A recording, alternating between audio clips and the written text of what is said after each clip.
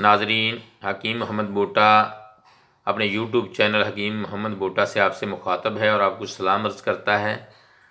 कैसे मिजाज हैं जनाब? ठीक ठाक हैं। अल्लाह ताला आपको अपनी रहमतों से नवाजे, अल्लाह ताला आपको बरकतें नसीब करे।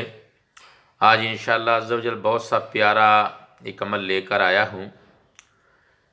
बहुत सारे लोग बदतमीज़ होते हैं, उनका मकसद लोगों की दिल आज़ारियाँ करना और बक बक करना होता है।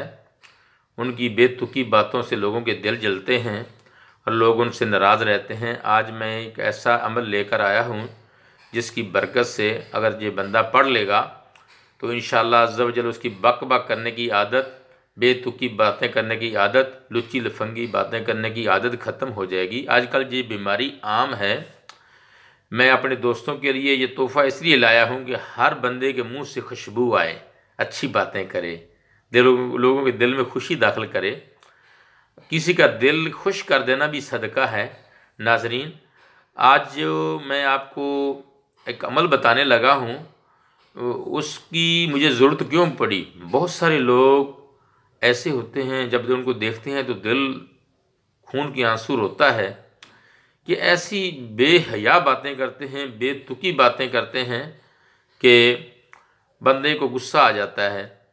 तो नाजरीन, उन लोगों के लिए जो बेतुकी बातें करके गुस्से से झाड़ कर लोगों के दिल दिखा बैठता हो, वो रोज़ाना अस्तगफिरुल्लाह 100 मरतबा पढ़े।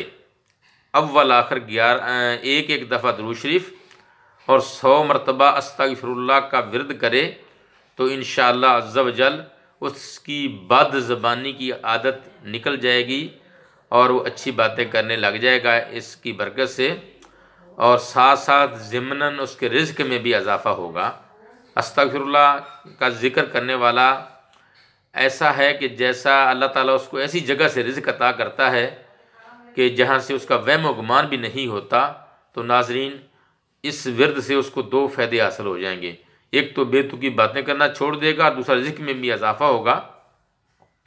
तो दूसरा ये बात है कि जिन जिन लोगों का बेतुकी बदतमीज़ी वाली बातें करके दिल दिखाया है उनसे माफ़ी भी मांग लीजिए।